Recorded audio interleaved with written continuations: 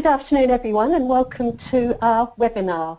My name is Elisabeth Goodman and I'm also delighted to welcome Melanie Franklin, who will be your main presenter for today's webinar. Just before we begin, I've got a few housekeeping points for you. You'll be muted for this live webinar, but please do ask questions and you can type them in the question area of your dashboard. If they're about a particular slide or comment, do put this in as it will improve the answers later.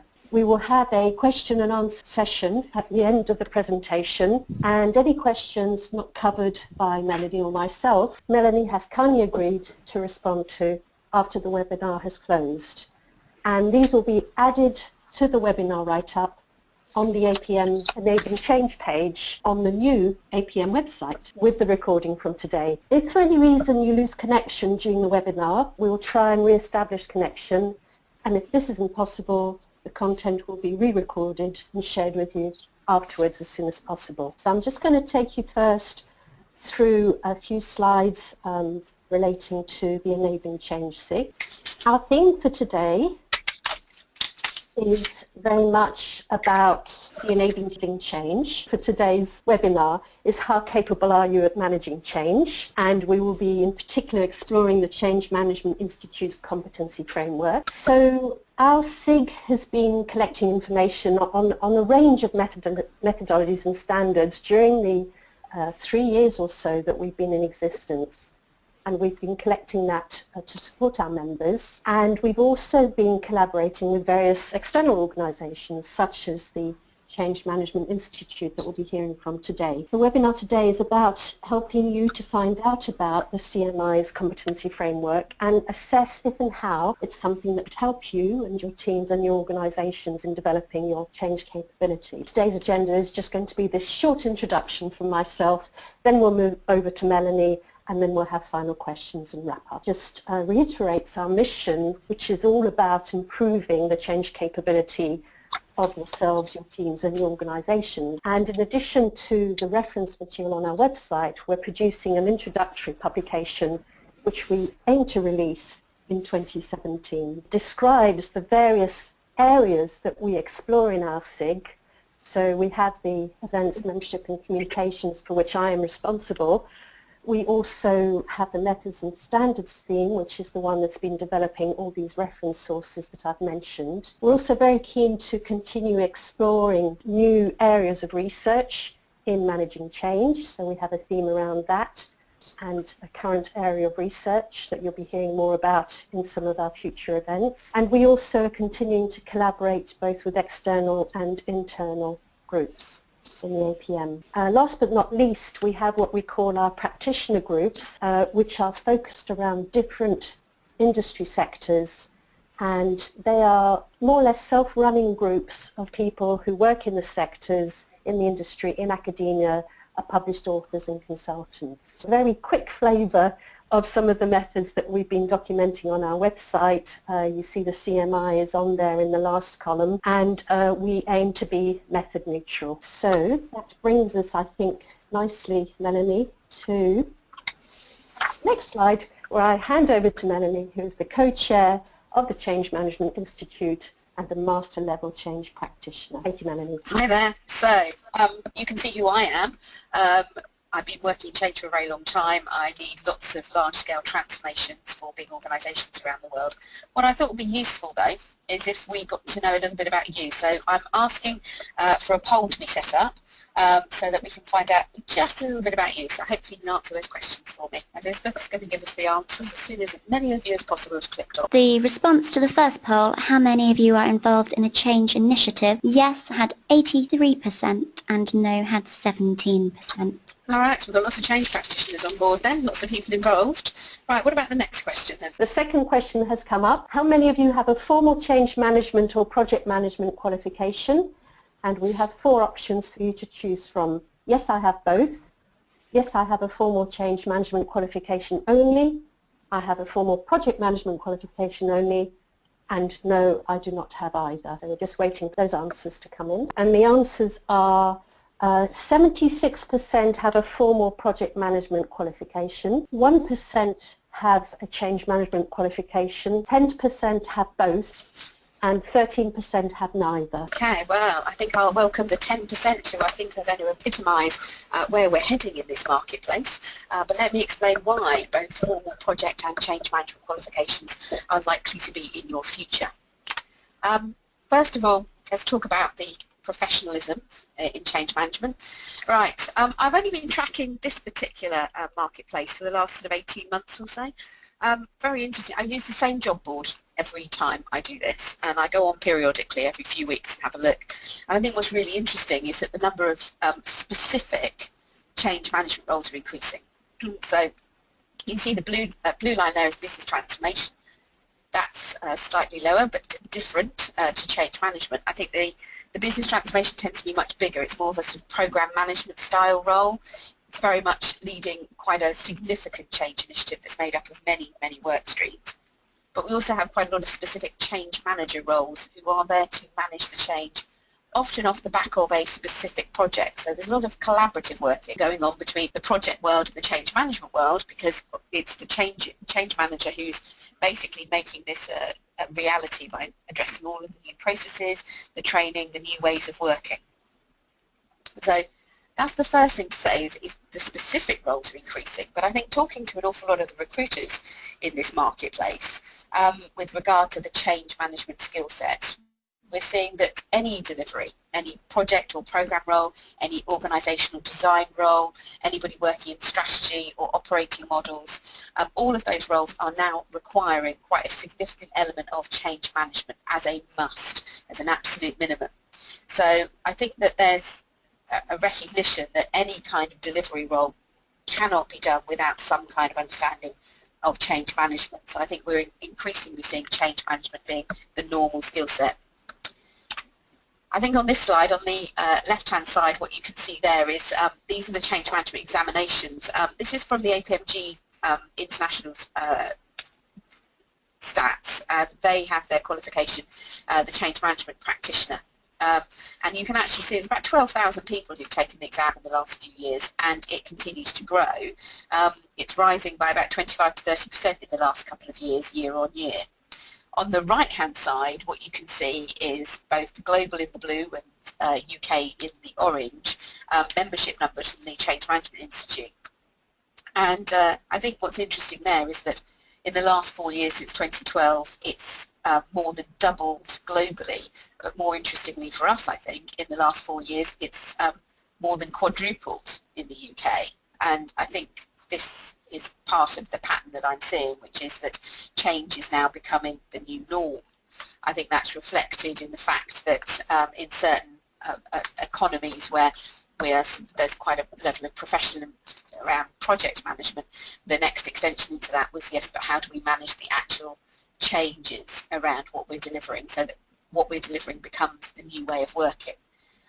So the Change Management Institute started in Australia, but it's moved out into China, into South Africa, North America. We're starting out with Brazil soon.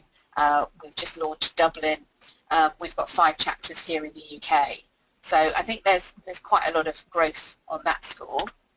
And I think this is very interesting because the APM put out an annual salary survey, and I think what's interesting to me is, first of all, that change manager is within that grouping. So it's now sort of showing that this is a recognised role. And more importantly, I think the median salary is around 43,000 for project manager, but around 48,000 for change manager. So you can start to see that as sort of where the fees are sitting, and what you're actually starting to see is that change managers have got a bit of a premium on project managers at the moment. So all of that is about change management becoming a recognised management discipline, and the inclusion of the skills that we associate with change management routinely included in job specifications. So the whole point of this webinar is to talk about you and how capable you are of managing change and how perhaps we can grow that. And that really is the mission of the Change Management Institute. We're dedicated to supporting change managers. We're about advancing your careers, growing your professional experience and your network. We want to enhance your competency. So the key things that we do as far as that growth, we were born in 2005, but I think it's quite interesting to see how our growth is accelerating and over the last few years. So we're here to develop your professionalism, and one of the things we do is the connections that we are all about. So as the chair in the UK, I'm particularly obsessed with making sure that we have lots of chapters with lots of networking events, because the role of a change manager is often quite lonely, because we're trying to make people change the way they work. There's lots of resistance to change often, and we've got to put on a very happy face and a very positive face about the changes, even when we're getting an awful lot of negativity back. And it can be quite lonely because there's nowhere to go. You can't talk in the organisation about how the struggles that you're having, because frankly you're there to sort of try to boost people up. So I think many of us find these chapter events are really useful to hear what others are doing, and actually realise that we're doing the same sorts of things, or that we're not alone, we're having the same sorts of problems, and just sharing those ideas. So to be fair, for me, I think what's really important is these connections are absolutely vital. I think the other thing that we're interested in is all about building capability, and of course this is what this webinar is all about. We'll have a look at some of the collateral around this, but it's actually making you more able to do the job, and connected with that is the idea of credibility. We do have an accreditation scheme within the Change Management Institute, which is very much based not on qualifications, but is based on your experiences of change management and your ability to manage change. Don't get me wrong, I think qualifications are actually incredibly important, because I think they set a nice formal benchmark that tells the marketplace that you know what you're talking about. But I also think the rigour of studying for qualifications means that an awful lot of the theories and models and concepts behind change go into your head, and that helps you whenever you encounter the need to make change happen. So I am a big fan of making sure that people have the fundamental knowledge, because I think there's an awful lot of learning out there. But at the same time, it's nice to be able to sort of get those badges that say, and actually, I do know what I'm doing. So if we're talking about building up professionalism, let's have a little look then. We've got some core collateral. We've got the body of knowledge. They're produced in sort of 2013, that came up right in the middle, but that was based on the left-hand side there around this idea of the competency model, which the Change Management Institute commissioned in 2008 and have been revising and enhancing since then, based on an awful lot of feedback from us as real live practitioners about the skill set that we are looking for, and what really makes the difference between making change happen and it failing. So there's an awful lot in there which I'm going to take you through in a moment. Connecting all of the dots, I think, is the book published by Kogan Page called The Effective Change Manager's Handbook, because interestingly that's 13 chapters, and those 13 chapters align directly to the body of knowledge that the Change Management Institute has commissioned. So saying all the things you should know, and on the left-hand side saying all the things you need to be able to do and the skills you should have, well actually the Change Manager's Handbook I think provides quite a sort of good explanation of how that's been done.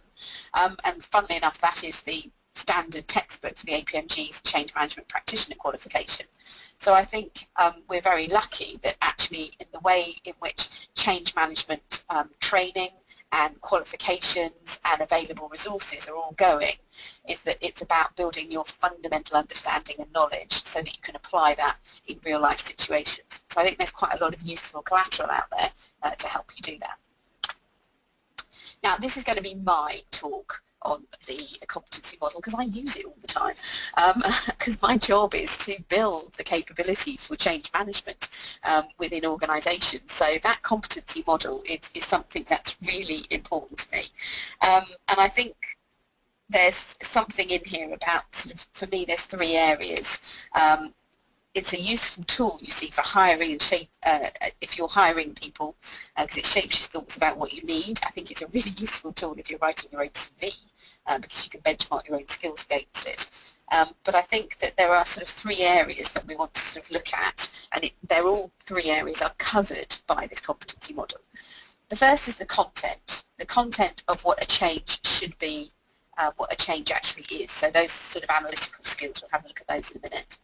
I think going back to the 10% of you who said that you have both a change and a project management qualification, I think that's really important, because I think the link between the content of what a change should be and how we support change, how we actually help change happen, the new behaviours on the right-hand side, I think the bridge between them is actually project management skills about actually how we deliver things. So we'll look at that in a moment. So content, delivery and support is really, for me, what a change management initiative is all about. So what are we talking about in terms of the content then? Well, the competencies that we have in the competency model. As far as strategic thinking is concerned, in this context, we're talking about understanding how the change links to the strategy of your organisation. I learnt this from somebody terribly clever, far cleverer than me, but I think that what they were saying is that one factor associated with effective change is ensuring that the change is linked to where the energy of your organisation actually is pointing. And I think the strategic thinking skill set means that you understand there is a standard organisation strategy. You have a vision, there's a mission statement, there's strategic objectives, but that you also couple that with looking at, yes, but what's everybody talking about as the actual top priority? Because sometimes what's written on paper and what's actually happening. I'm doing an organisational change at the moment where my big obsession has been just listening to people and finding out what they are obsessed with, and whatever else the organisation's talking about, it's got a lovely paper about its growth strategy and how it wants to expand on customers and this sort of thing, but the actual thing that people are obsessing about is being able to deliver all the sales that they've made to customers. So people are actually obsessing about how do we deliver this within the resources we've got. So whatever else I do with that organisational change, I need to link what I achieve back to making delivery of the sales easier, because that's the thing that people are obsessed with. And it connects back to that wider strategy of growth. But it's making sure you connect what you're trying to do with the energy and where that natural energy is pointing. Because if you try to do it the other way, you're going to be trying to haul everybody back to your agenda, and that never works. So there's a lot in the strategic thinking competency that I think actually helps you do that. And it's basically, the competencies are giving you examples of the kind of strategic awareness and commercial understanding that you have to appreciate what your organisation is trying to achieve and to be able to tell a story about how your change connects to this. And I'm not going to apologise for using the phrase commercial understanding or commercial awareness, because even if you're not in a private sector organisation, you still have to think about your customer, that customer focus, I think, and what it is they need to get out of the change. So it might not be commercial in the commercial sense if you're in a not-for-profit or if you're in the public sector, but there is still that sort of community awareness, commercial awareness in terms of what your customer base actually wants. Facilitating change is a lovely wide sort of basket in which we can put things, but I think really what we're trying to say is that you have to have the competency to understand where to help facilitate and nudge the change, as well as the skill set to be able to nudge the change. I think it requires an excellent understanding of the community impacted by change. So who are all of your stakeholders? Who are all of their stakeholders? How willing are they for this change to take place? And I think underpinning this analysis is also a very strong understanding of the culture of your organisation as it is today and how it might be affected, what basic assumptions that underpin your organisation might be changed if you put this change in place. So I think facilitating change is also a lot of questions around what is it that we're trying to achieve, how ready are people for this, and therefore how might I best nudge them towards that. I think on the right-hand side we'll have a look at how we actually achieve that nudging, but the facilitating change, I think, is trying to work out how much you have to facilitate and how much will perhaps be naturally driven. And lastly, on the content side of things, I think what we're talking about is the thinking and judgment piece. It's an ability for those who are really successful at change. I think they have this ability, connected with strategic thinking and facilitating change, of really identifying what the trends are in the wider marketplace, what the direction of travel is of your organisation, what's it trying to achieve, what's it being successful at, and where the energy is being applied, so it connects back to that strategic thinking. And that ability to be able to sort of understand what decisions need to be taken about the change and when those decisions need to be taken, so that you're not rushing through things and trying to decide everything up front. Now, I've just come out of a 3-hour meeting around managing cultural change, and I think one of the biggest things we're looking at is that we don't try to take all the decisions up front, and that we do actually think through all the different scenarios to work out what our best options are at a particular times during the life of the change. So I think the thinking and judgment is that ability to be able to stand back and sort of say, well, let's not rush decisions, let's see what plays out, because actually making change happen is persuading a whole load of people to work in a different way. They will all make their commitment to work in a different way at different paces. Some people will adopt almost immediately because they think change is great, change is non-threatening, and there'll be others who are very comfortable where they are now, and they will move at a much slower pace, and they may argue a lot more about the need for the change. And I think the thinking and judgment competency set is that ability to stand back and really understand what's happening in front of you, and actually working out when do we need to step in. So you need to judge when action is needed and actually when action is not needed, and that a period of quiet contemplation and allowing people to get there for themselves would be better. So I think all of this is very much on the content of the change. There's an awful lot of strategic analysis that you actually have to be able to do. And I think you have to be able to be in love with the change that you're trying to make. I mean, I know that the most successful changes I've been involved in are the ones that I have a real passion and belief in. And I think the ones that I've struggled with are ones where I'm not solely convinced that perhaps the organisation should be making that change. I may have argued around it and changed the scope a little bit, but I'm not as bought in as I could be. That's my job, though. It is my job to get myself bought in before I try to bring others in. So I think there's that sort of passion that is very difficult to write up in a competency model, but it needs to be there, I think. So if we understand the scope of the change, the why the change is happening, how people feel about the change, the impact of the change on the existing ways of working, the existing culture, and we've worked out the kind of decisions we need to be taking, I think the actual delivery of change piece is very much in the project management space. What I mean by that is that delivery is the creation of the tangible changes, the structural changes.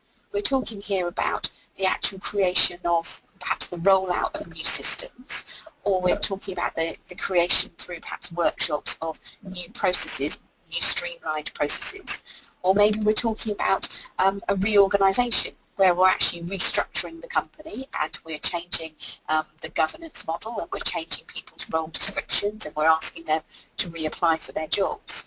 I think all of those things are tangible changes that actually can be delivered very effectively along the basis of a project which says, well, we know what we want the output to be, this is the amount of time we want to spend on it, and whether you use a more agile or a more waterfall approach to the project, what we're concerned about is that there is somebody or there is a team who are doing that delivery. They're creating the tangible elements and they are delivering them, and that's different to actually ensuring the implementation and, more importantly, the adoption and embedding that adoption all the way through the organisation, which is, I think, where change management sits.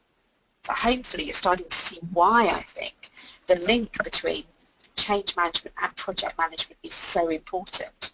We both have to work in simpatico. We can't work separately, because those who are doing the great delivery need to look ahead to, yes, but unless people are actually using what I've rolled out, then it's not going to make a difference. If it doesn't make a difference, it hasn't changed anything.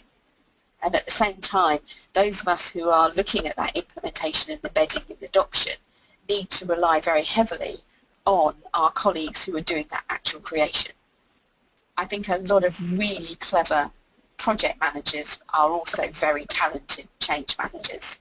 And I think those who are talented change managers have a very strong ability to plan and structure the creation of the tangible deliverables. So I think those that I always sort of will hire first are those hybrid models who do both project and change simultaneously. And I think that's why there are so many people from the project management community saying, probably need to learn quite a lot about change. And I think, as a number of you said, you know, in terms of the fact that 76% of you have got project management qualification, and 10% of you have got both project and change qualifications. Well, I'm now speaking to the 76% and hopefully convincing you that perhaps change is something you really, really need to get a handle on. I mean, not least because if you look at any project management method, it always talks about, and we will evaluate the benefits after a period of use. Well, the change piece is the link between actually creating those benefits. So there's a big link here between change management delivers benefits management. Could make that up. I came up through the project management route, so maybe that's why I'm quite as passionate, because I was a project manager. Then I became a program manager, which is what led me into change management in the first place, because that recognition that I might have multiple projects all delivering things, but what we weren't focusing on enough, and we seemed to have no ability to do in any kind of structured way, was implement and get people on side and participating and enthusiastic about changing how they work to make use of what new things we were giving to them. And of course, as the program manager responsible for delivering benefits, for realising benefits, with that big hole in terms of the skill set and the process in the organisation missing, if change is missing, if that capability for change is missing, then all you're doing is spending money and creating new things, but actually not shifting the organisation in any positive sense. So I think there's a big link between them. In terms of the support piece, I think when I talk about support, we're talking about all of the communication, influencing, persuading, motivating skills. So it's very much now, if you think of the content piece being the analytical piece, I think the support piece is much more along the lines of emotional intelligence. Now, for anybody who hires for a living, being able to articulate exactly what it is we mean by emotional intelligence is incredibly difficult.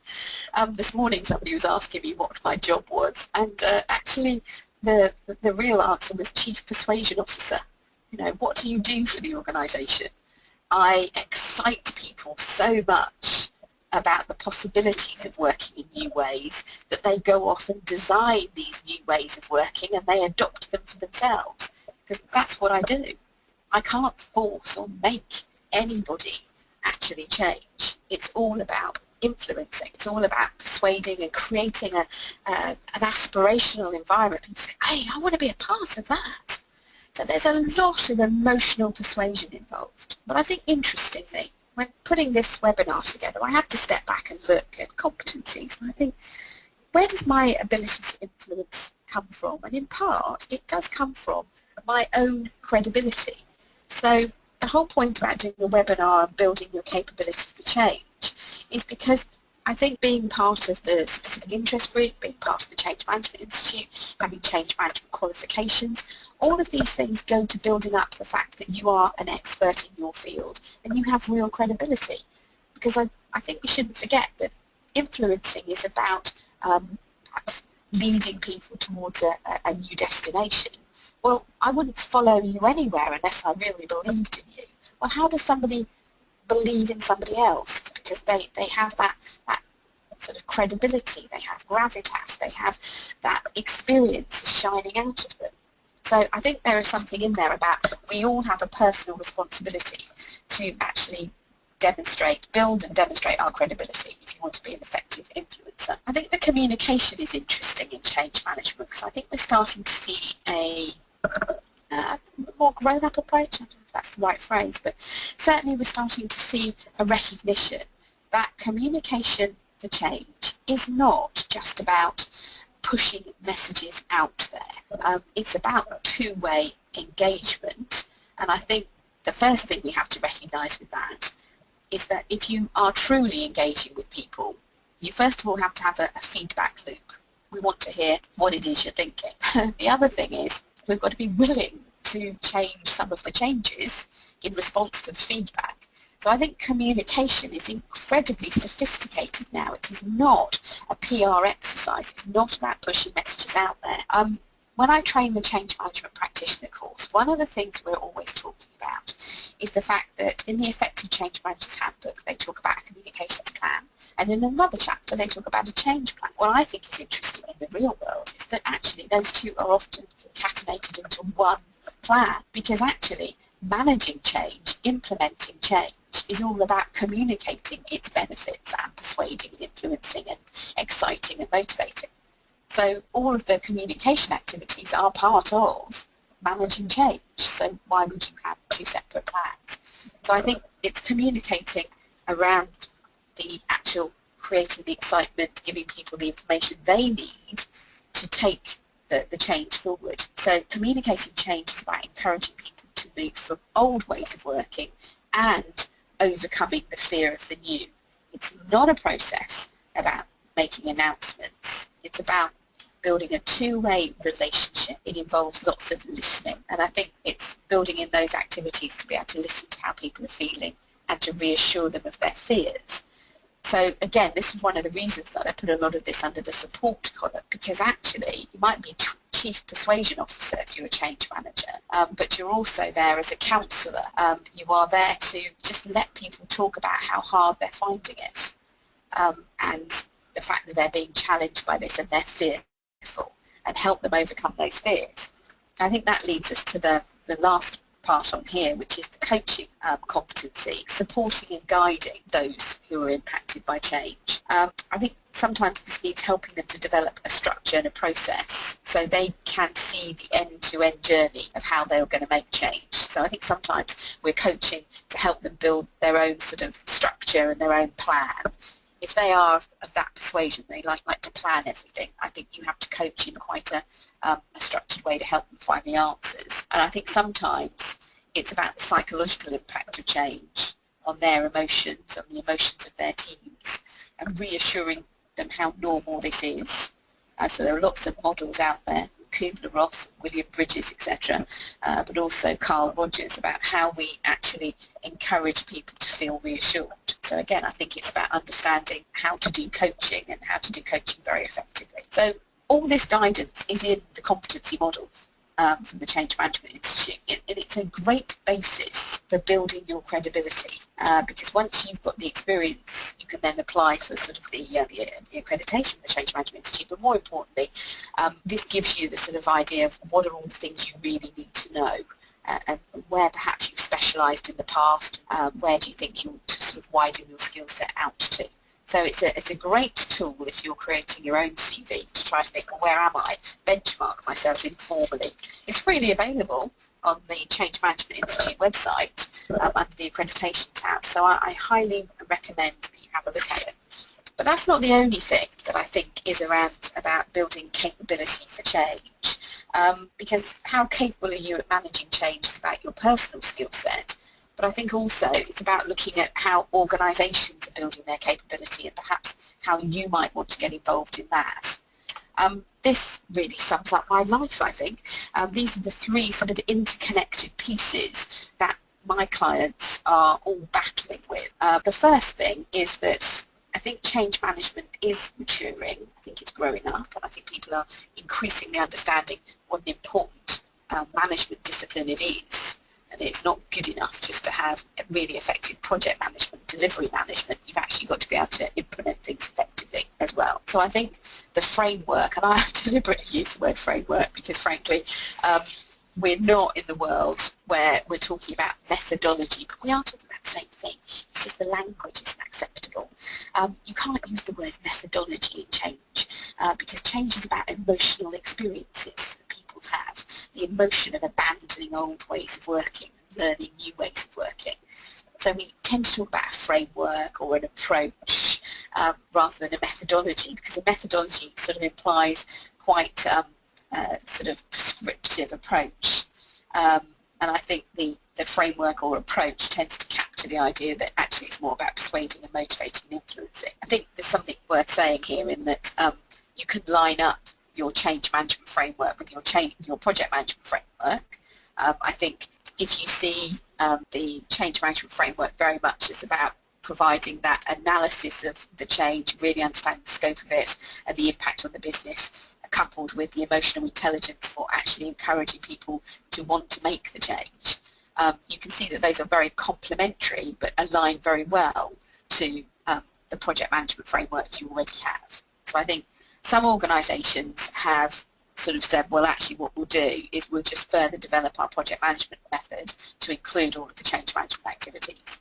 And other organisations are saying, no, actually, we actually want to build a change management approach that's ours and actually brand it and make people realise that managing change is an important skill set. I think what's interesting about writing these is, and bear in mind I'm very old and I've been writing for about 30 years now on project, programme and portfolio management, and writing a project management framework is really straightforward in comparison because you do have a life cycle model. You start with an idea that's scoped out, you do the evaluation around the benefits, you create yourself a plan, whether it's agile or waterfall, it doesn't matter.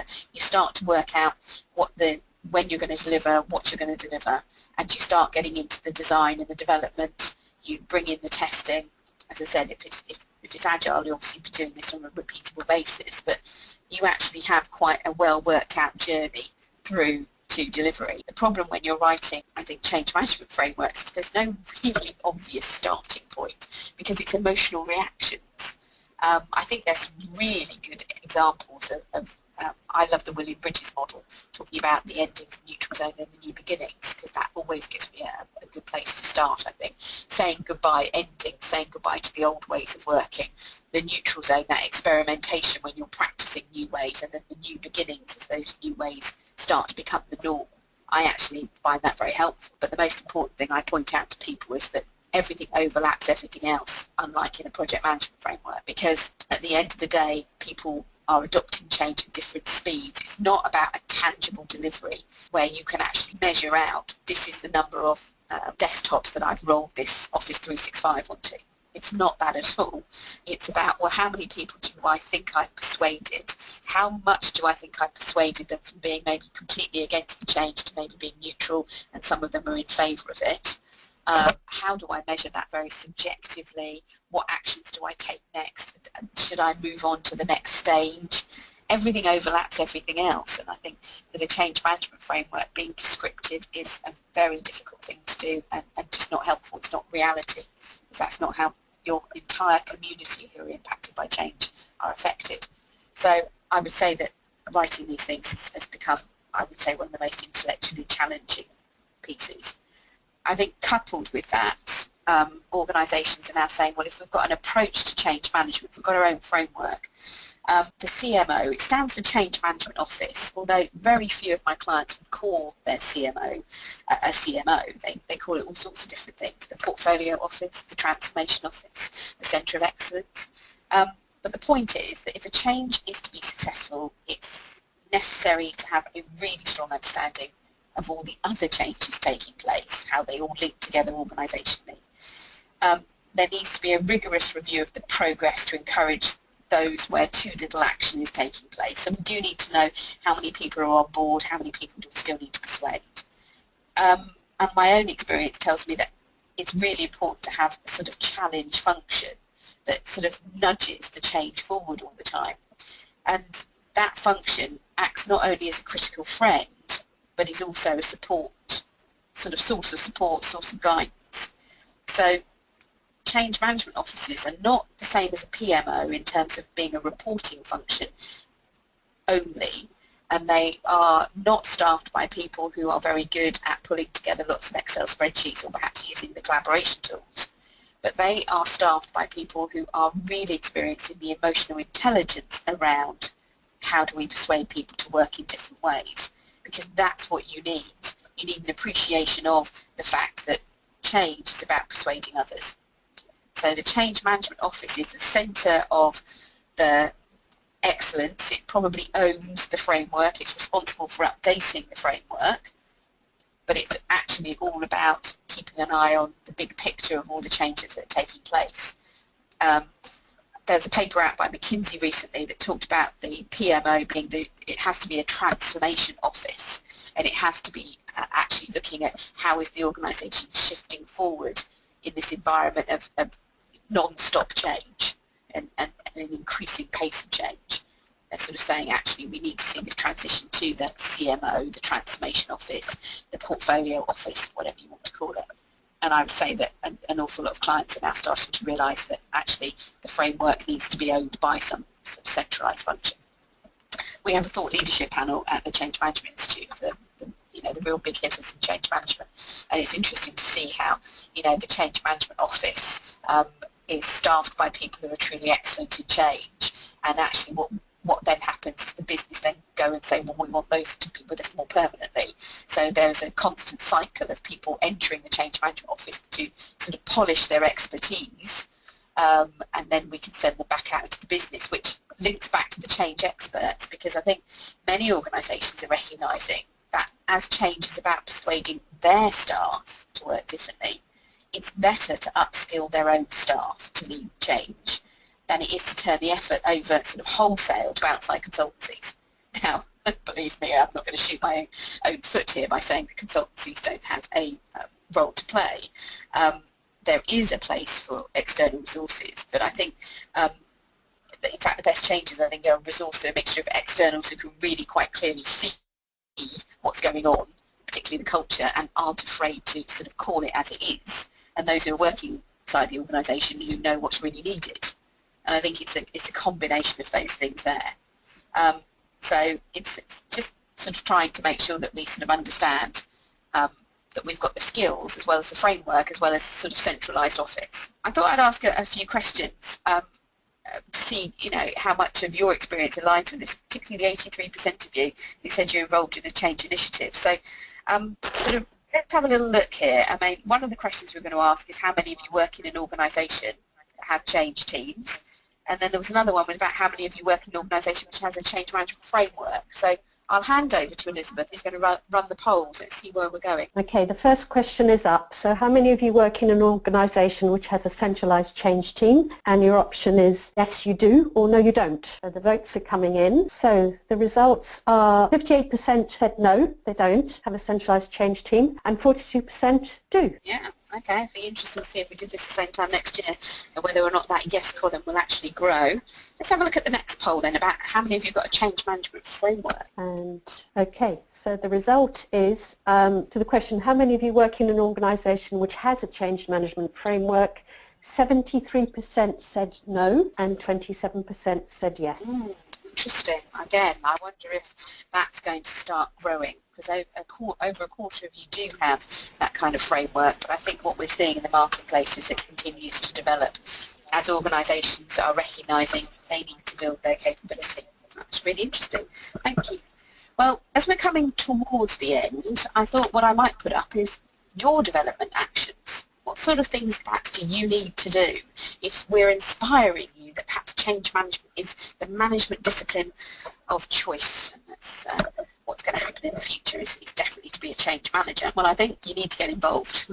You need to get a deep understanding of what change management involves. I think you need to use that knowledge to decide where to direct your efforts. Do you want to be, I always think it's quite interesting, you can either get involved in leading specific change initiatives, or perhaps where your interest might lie is more in things like framework development and creating that sort of process for change. I think you also need to build your own portfolio of change experience, and many people that I work with, we often have this conversation about looking back over their jobs in the past and go, actually what you were doing was leading change. You were responsible for making a change happen in your organisation. That wasn't what it was called. You might have had all sorts of job titles. You might have had an operational management job title. You might have been the marketing manager, finance manager, but you were making change happen. Project managers, you've been making change happen. So I think do go back and have a look at all your experiences and think very carefully about, yes, but as a result of what I was doing, what was the change that actually took place? Because I was a part of that. I think this goes back to the old analogy, doesn't it, about a TV crew going to interview a couple of cleaners, and one of them says, I'm cleaning the floor, and the other one says, because they happen to be cleaning the floor at NASA, I'm putting a man on the moon. it's just recognising what change were you actually involved in. I think you should create a network of people who are involved in change. I think it's quite a fluid and fast-moving environment. I think there's an awful lot of people who are growing their own skills and have got a lot to share.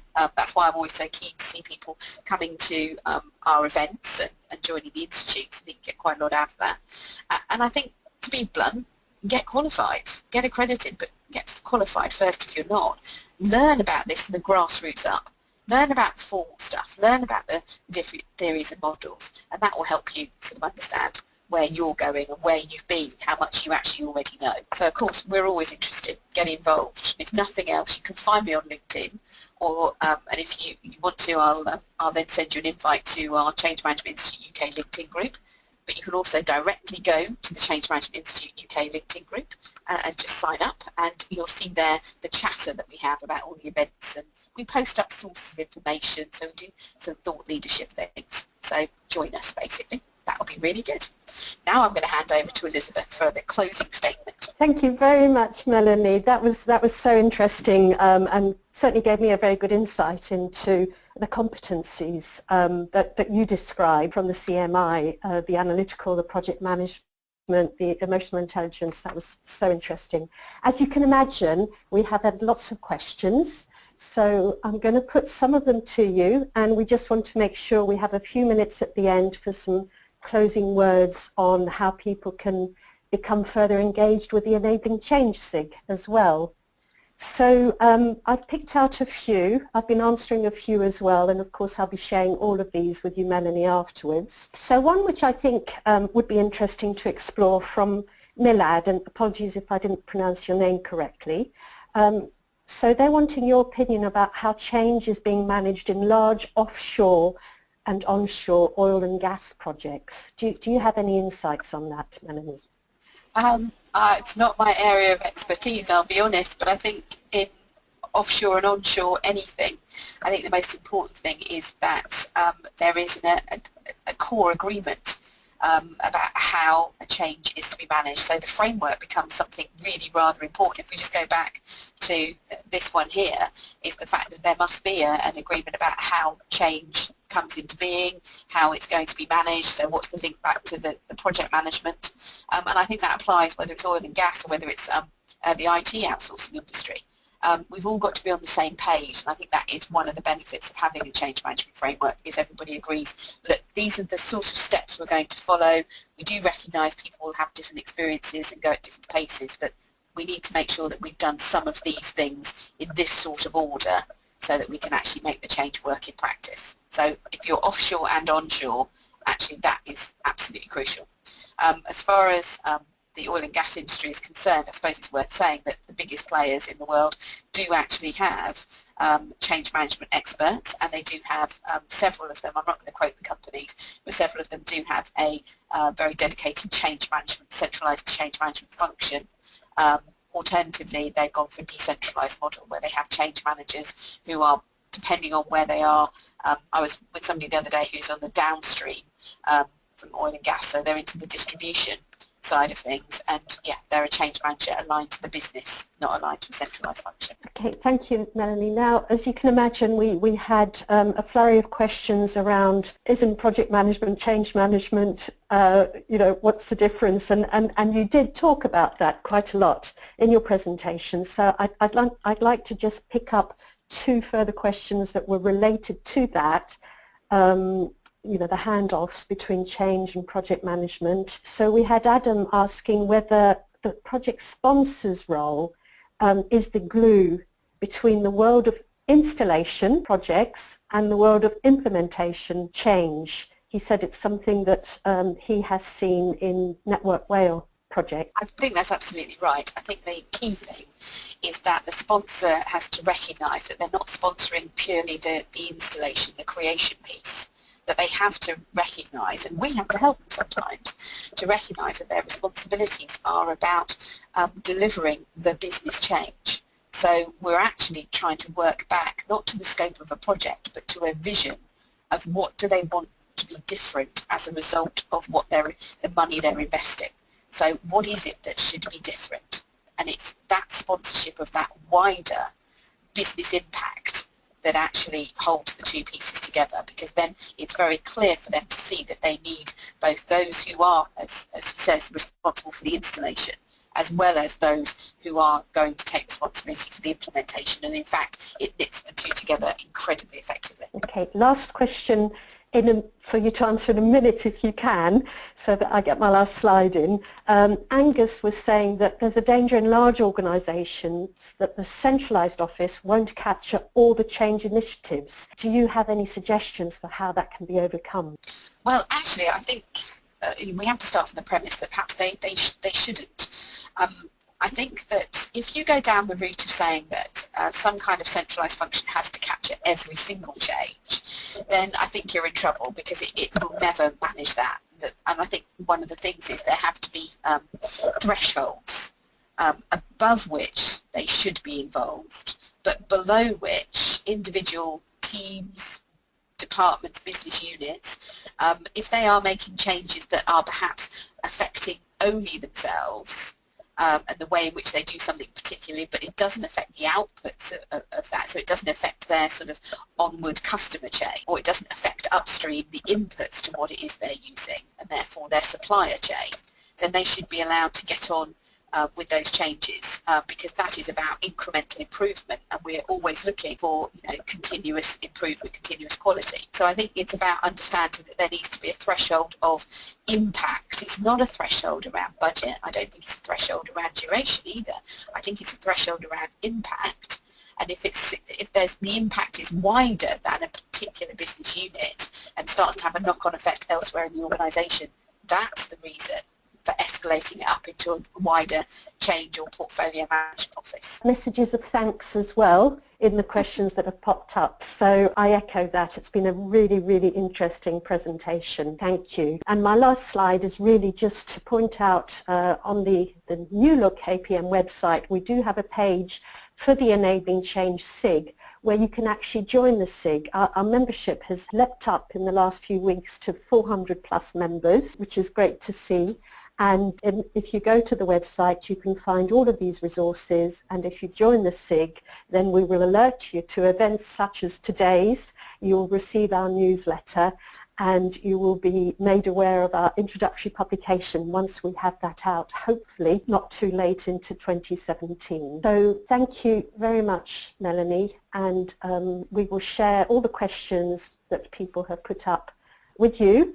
And any responses you're able to make will go on the website together with the slide, a write-up, and the recording of the event. So any last from you, Melanie? Oh, I've got to get back to a couple of transformational changes I'm leading for 2 different clients right now. So, but onwards and upwards, contact me anytime through LinkedIn, guys. I'll always answer any questions. Wonderful. Thank you very much. Okay, goodbye, everybody.